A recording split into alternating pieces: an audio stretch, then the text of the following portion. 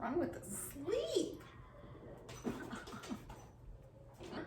Hey everybody, how's it going? All right, today I want to talk to you about 5 things that I've learned homeschooling a child who's on the spectrum.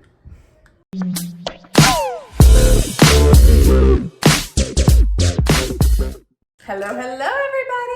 Okay, so today I want to share something that is so near and dear to my heart. And that is the things that I've learned while homeschooling my oldest son who is on the spectrum. But I do want to provide a disclaimer first of all. Obviously, I'm not a medical professional. I'm sharing my experiences with you, and I'm hoping that that'll help you in some way in your journey. Each of our journeys are so different, but sometimes we can just really glean so much from hearing somebody else's, right? My kids are being really loud. Yeah. Okay, so let's move forward. The number one thing that I want to share with you is you really need to get a diagnosis so you can research about that condition. In the beginning, I was kind of just anti-doctor with my kids, and I didn't think I needed a diagnosis. But let me tell you, when I had a name to put to the symptoms that we were experiencing, it was tremendously helpful. Not only could I then go online and research and realize that what was going on in my home with my son was really, really normal for his condition. And then I could read other parents' stories, right? And I could see, oh, okay, I don't need to stress about this as much because actually this is how his brain works. And actually these other families are having the same things go on, and it's okay. And this is how he will cross this milestone, and it may be at a different time than other kids, and that's okay. It helped me so much as a mom. It took away so much of the pressure of me just trying to figure things out on my own. So if you do not have a diagnosis, I highly suggest that you go and get one and that you figure out what's going on. It's really gonna help you. And another thing that I was really afraid of was labeling my child. You know, it's not something that we just talk about all the time and tell him like, oh, you're this, you have this. No. I tell my kids all the time, we are all different. Our brains are all different. We should never be measuring ourselves to other people. More on that later. But I do think it's really helpful for him when we sit down and have conversations every once in a while and say, you know, the reason why we're going to do this differently with you is because we feel like your brain flourishes, your brain thrives more with this because of this. And just making things logical for him has helped him. And I think as he becomes an adult, that's really going to be something that he appreciates knowing about himself as he moves forward with college and whatever he wants to do in life. Okay, so the second thing I want to share is you've got to let go of a traditional teaching mold. Yeah, so some people like to homeschool exactly like public school. Not very many, I would say, but some people do. Some people want like trays, like the lunch cafeteria trays, and they want their curriculum to be identical, and they just want to model after the school system because they're afraid to do it any other way. With a child on the spectrum, this is really not going to work for you. And with your child on the spectrum, they wouldn't be doing it exactly like that in school anyways. They would probably have a modified education plan, like a 504 plan. So it's really important for us to be open to different ways of teaching with these kids and really research what are the therapies that are working for Asperger's or for ADHD or for autism. So that's actually, I'm like jumping ahead of myself right now. That's number 1. Hold on, Brittany. So the goal is though to reach them on a deep level, to win their heart and to make learning fun. Like honestly, that's our goal, to make learning fun so they won't hate it, so they don't hate school, and so they'll want to keep learning all their life. Isn't that what we want for all of our kids, whether they're on the spectrum or not?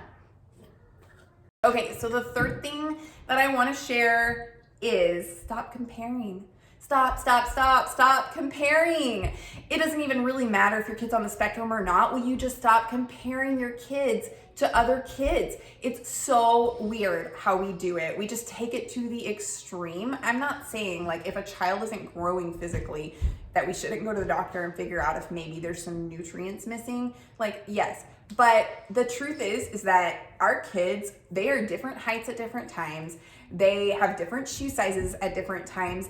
And we are okay with all of that, but then sometimes we take their brain and their education and we want to cookie cutter it and just be like, you're off target, you're not where you're supposed to be.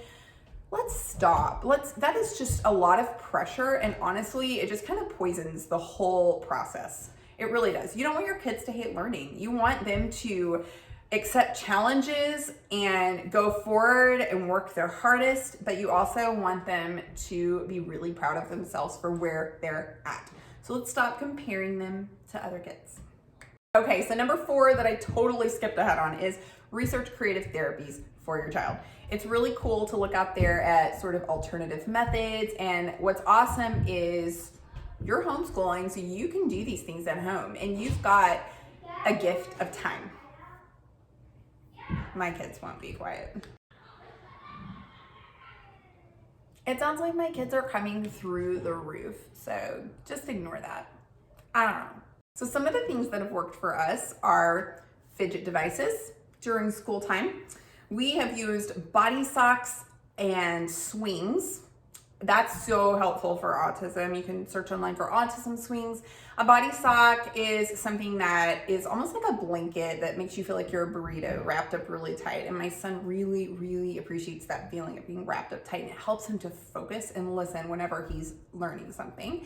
And then we have also done a lot of sketching and Legos for all the kids, not just my spectrum child, but sketching and Legos during story time and just times when their attention needs to be focused. It really helps them to keep their hands busy. Another thing that is so helpful is to give your child breaks. One method that's awesome is to do a subject at the top of each hour during your school day. And then for the rest of that hour, allow your child to burn off some steam and energy. So something my son likes to do is go out and ride his scooter until it's time for the next subject, or he likes to swing. And it really, something about that motion, it just helps his brain to get centered. He has to have that time, and then he can move on to the next task. So allowing them to do that and not be on such a rigorous schedule all day that it's not going to help them function to the level that they could. So my 5th and final tip, and maybe the most important of all, is learn to stand in awe of your child.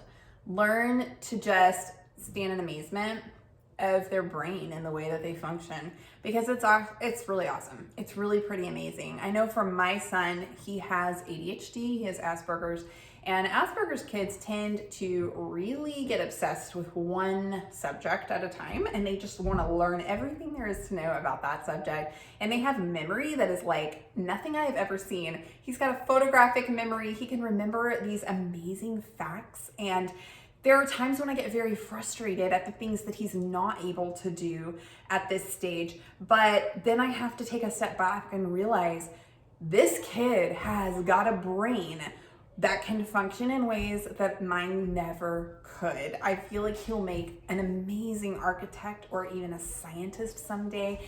So really honing in on, what does my child love? What does my child just want to be immersed in all the time? That is definitely going to play a part in their life calling. Like, let's pay attention to that and appreciate them for who they are and just call those things out in them. Those are my 5 tips that I wanted to share with you today. If you have a child that's on the spectrum and you have some things that have worked for you, please share them in the comments below. I want to learn from you. We all want to learn from you. And let's keep sharing. Let's keep supporting each other, because that is so important on this journey. Whether we have a kid on the spectrum or not, we need to come together and support each other. Love to you all. Thank you so much for watching. See you next time.